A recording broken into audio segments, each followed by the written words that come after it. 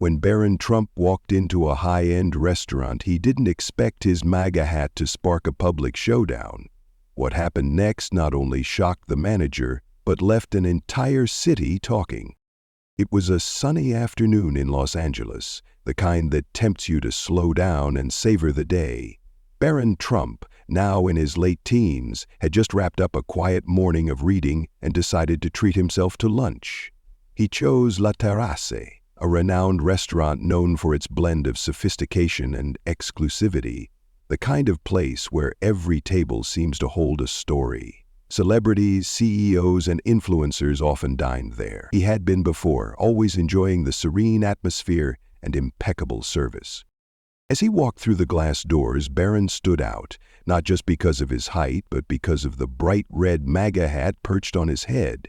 He wore it casually, not as a statement to provoke, but simply as an expression of who he was. He was greeted by the hostess, a woman in her mid-30s with a polished demeanor, who seated him at a corner table. The restaurant wasn't crowded. A few diners sipped their wine and exchanged quiet conversations. Barron opened the menu, his expression calm as he scanned for his favorite dish. At first, he didn't notice the glances, a man at the next table nudging his partner, a couple of waitstaff whispering near the bar. But then the manager appeared, a man in his mid-40s dressed sharply, with a voice just as crisp. He walked briskly toward Barron's table, his face set with determination. "Excuse me," the manager said, loud enough for nearby diners to hear. "We have a policy against political apparel here. I'm going to have to ask you to remove the hat." Barron looked up, surprised but not rattled. He removed his earbuds and placed them on the table. "I wasn't aware of any policy like that," he replied calmly, his voice steady, respectful but firm. "It's written in our code of conduct," the manager insisted, gesturing vaguely toward the entrance. "We want this to be a neutral space for all guests." Barron tilted his head slightly, weighing his options. He glanced around. Some diners were pretending not to listen, while others openly stared. "I'm not trying to cause any trouble," he said, keeping his tone neutral. "I'm just here for lunch." The manager's stance stiffened. "You need to take the hat off or I'll have to ask you to leave." Barron paused, his expression unreadable. Then, with a slight nod, he pushed his chair back and stood. "If that's how you feel," he said evenly, "then I'll leave." The room fell into an awkward hush as Barron picked up his belongings. He left behind his untouched glass of water, walking out of the restaurant without another word. The door closed softly behind him, but the tension inside lingered, thick as smoke. Outside, Barron paused for a moment, letting the warm California breeze brush against his face. He adjusted his hat slightly, reaffirming his choice to wear it, and took a deep breath. He wasn't angry, frustrated maybe, but more than anything he felt disappointed. He had always been taught to treat people with kindness, even in disagreements, and this felt like a betrayal of that principle. Inside, the restaurant buzzed with hushed murmurs. A waiter leaned in to whisper to the manager, "Do you think that was a good idea?" That was him. The manager waved him off. "We can't make exceptions. If we let him stay, it sends the wrong message. This is my restaurant, and I'll run it as I see fit." Meanwhile, Barron walked a few blocks down to a small public park. He found an empty bench, sat down, and pulled out his phone. He began typing, first to his mother, letting her know what had happened. But as he sat there, watching people stroll by, an idea formed in his mind. He wasn't looking for sympathy, nor was he interested in stirring controversy. Instead, he saw an opportunity. What if he turned this moment into something positive? That evening, Barron quietly reached out to a few friends and supporters. Within hours, word of the restaurant incident spread across social media. But rather than fueling outrage, Barron took a different approach. He announced a charity event, a meal for everyone, a dinner designed to bring people from all backgrounds together, emphasizing conversation over division.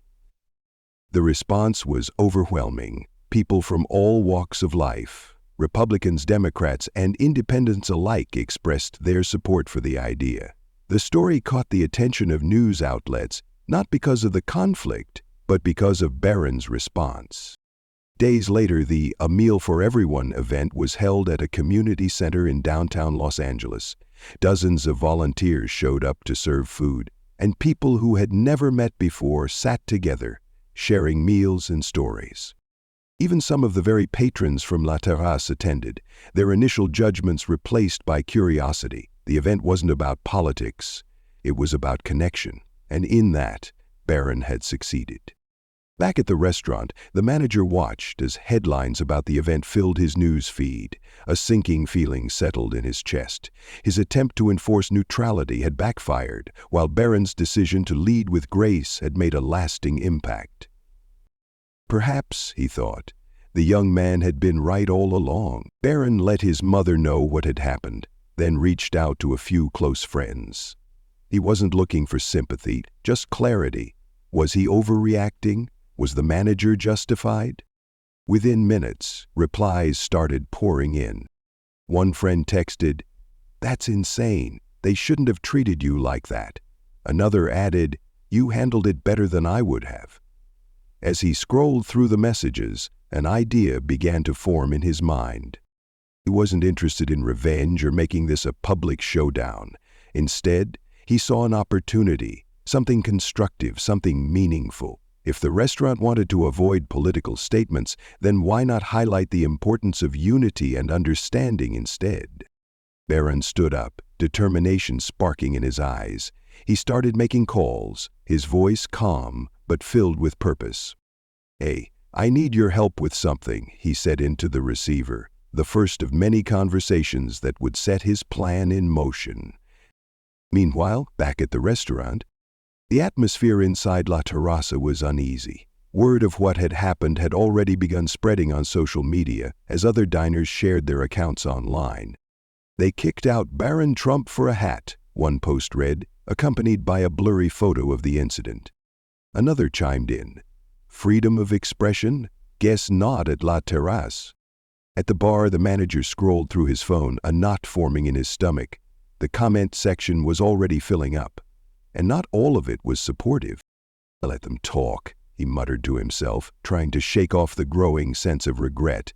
But deep down, he knew the situation was spiraling out of control.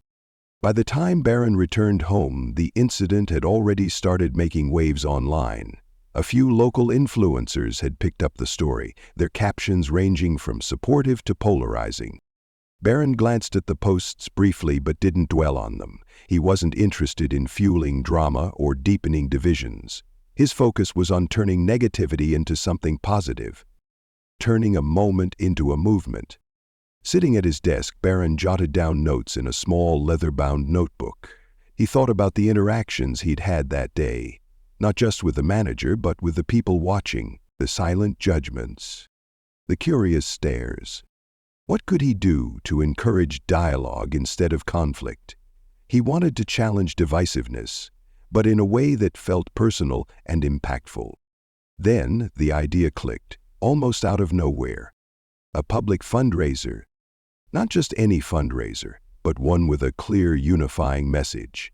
He envisioned an event that would support underprivileged communities, particularly focusing on creating safe spaces for open conversation and understanding. He picked up his phone and made a call. "Hi, this is Barron Trump. I need some advice on organizing a charity event. Yes, it's urgent. Could we meet tomorrow?" The person on the other end seemed surprised but quickly agreed. As the evening progressed, Barron's plan took shape. He drafted a proposal for the fundraiser, deciding to set it up right outside La Terrace. The location itself would emphasize the message that even in places of conflict, unity could find its way. A close friend agreed to help with logistics, and within hours the wheels were in motion. The fallout intensifies. Meanwhile, at the restaurant, the backlash was growing. The manager's decision was no longer a private matter. It had become a public debate. News outlets began reporting on the incident, quoting eyewitness accounts. Some articles painted Barron as a victim of intolerance, while others defended the restaurant's right to enforce its policies. The restaurant's social media pages were flooded with comments. Some users praised the manager for standing his ground, but others called for boycotts, arguing that the decision reeked of hypocrisy. "So much for a neutral space," one comment read. "Kicking someone out isn't neutral, it's picking a side." The staff at La Terrace could feel the tension. Regular customers canceled reservations. The once bustling restaurant was noticeably quieter. The manager, who had initially felt confident about his stance, now found himself grappling with second thoughts. He told himself it would blow over. A powerful response. But Barron's approach was already changing the narrative. Rather than engaging in conflict, his charity event announcement was gaining traction. News outlets picked up on the contrast. A restaurant that had tried to exclude versus a young man who was trying to bring people together. More and more people expressed interest in the fundraiser, from business owners to community leaders. Even some of the very patrons who had been at La Terrace that day pledged their support. As the event drew closer, Barron remained focused on the bigger picture. This wasn't about proving a point. This was about creating an opportunity for unity.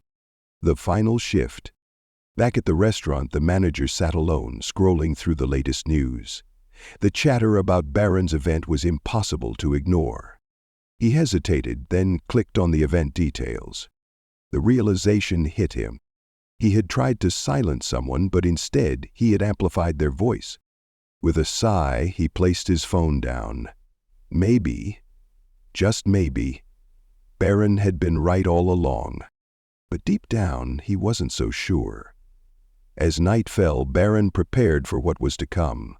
He knew the fundraiser wouldn't erase the incident, but he hoped it could shift the focus towards something constructive.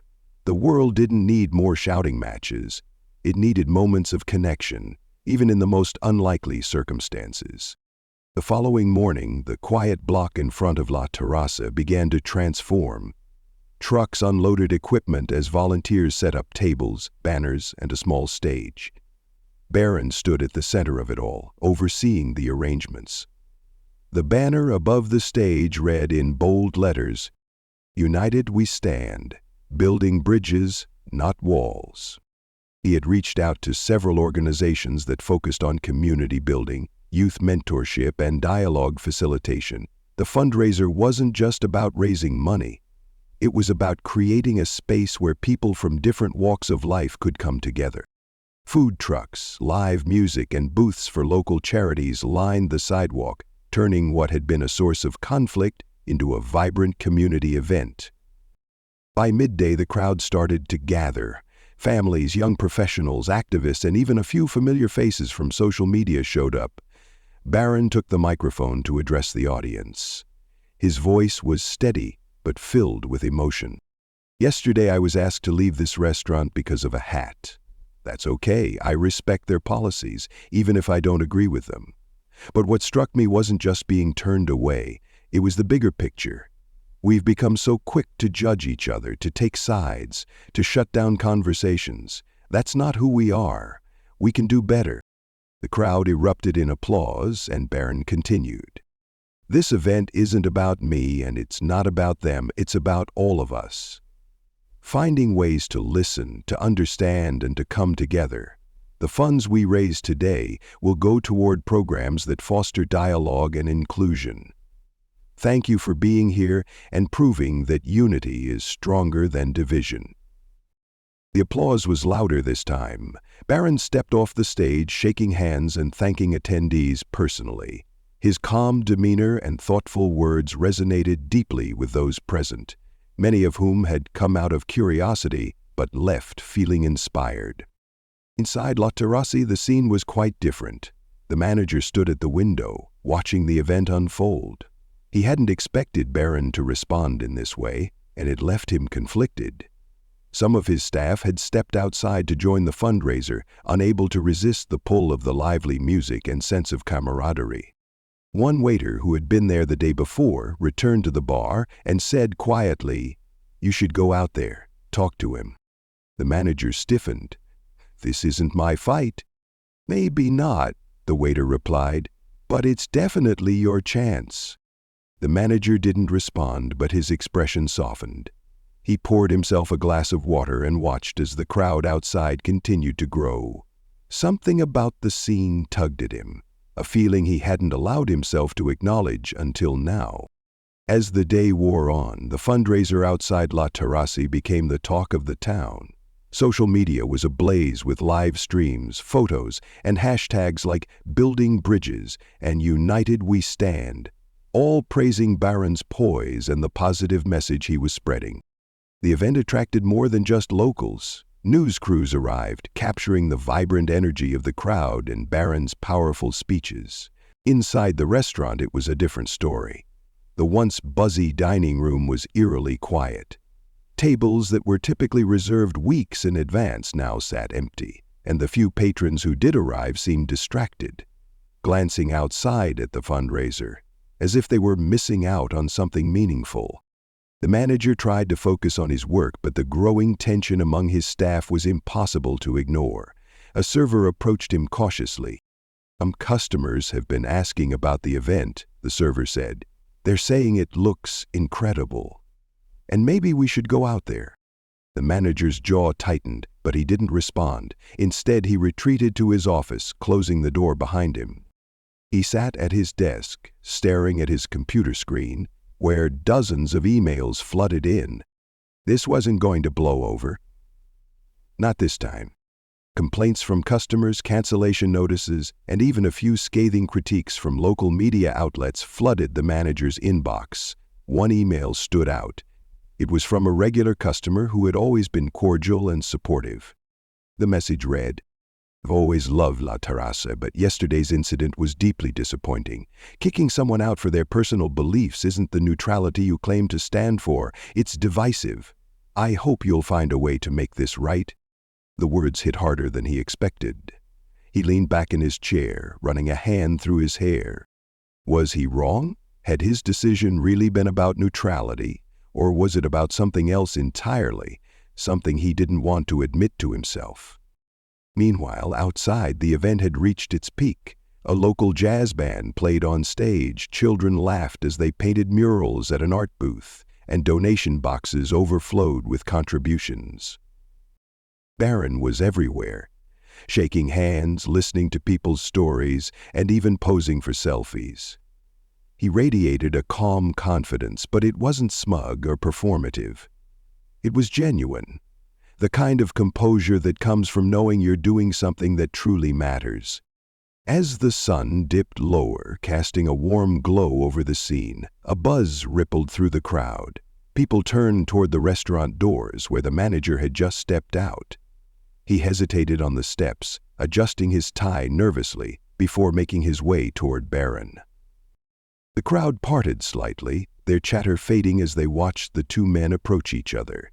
Barron saw him coming and offered a small, polite smile. He didn't flinch or step back. Instead, he extended his hand.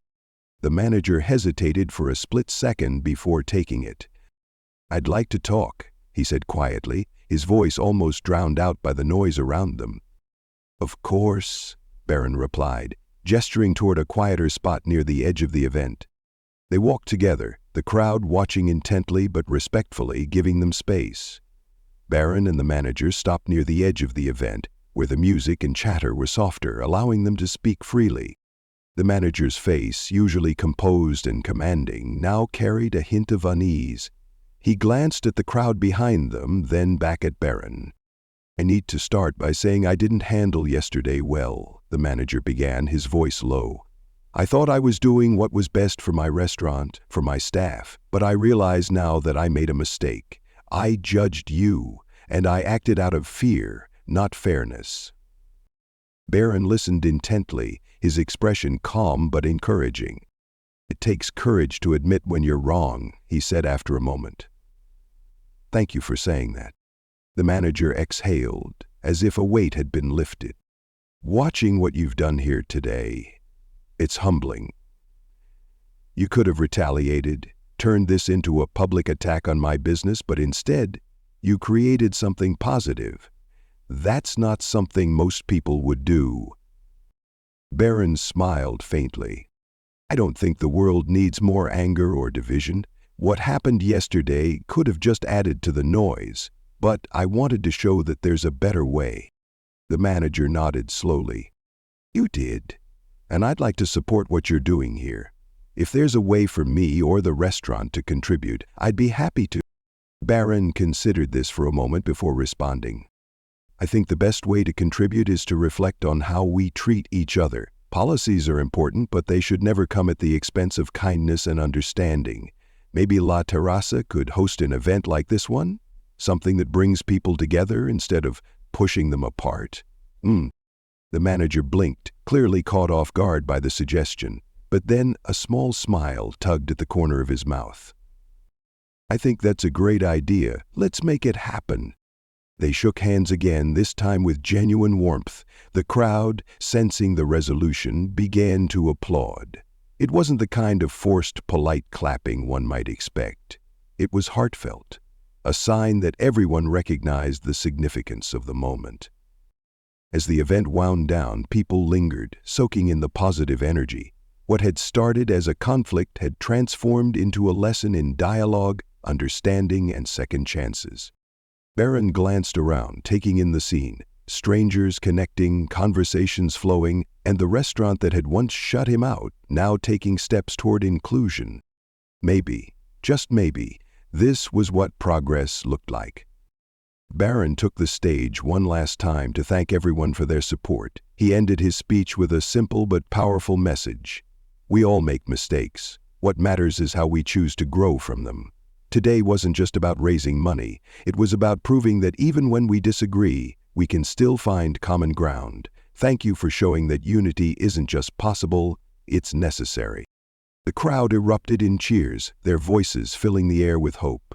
As the sun set over Los Angeles, Barron stood with his friends and family, watching attendees leave, carrying with them not just memories, but the message the event represented. This story reminds us that conflicts, big or small, don't have to lead to division. By choosing grace, understanding, and proactive solutions, we can turn even the most challenging moments into opportunities for connection and growth. Barron Trump's story teaches us a valuable lesson about turning conflict into an opportunity for unity. In today's divided world, it's easy to react with anger when faced with opposition. However, instead of fueling negativity, we can choose dialogue, understanding, and constructive action. When disagreements arise, whether in personal relationships, workplaces, or social settings, we should focus on solutions rather than deepening divisions. Practicing empathy, listening with an open mind, and finding common ground can transform conflicts into meaningful conversations. True leadership isn't about proving a point. It's about building bridges and inspiring positive change, just as Barron demonstrated.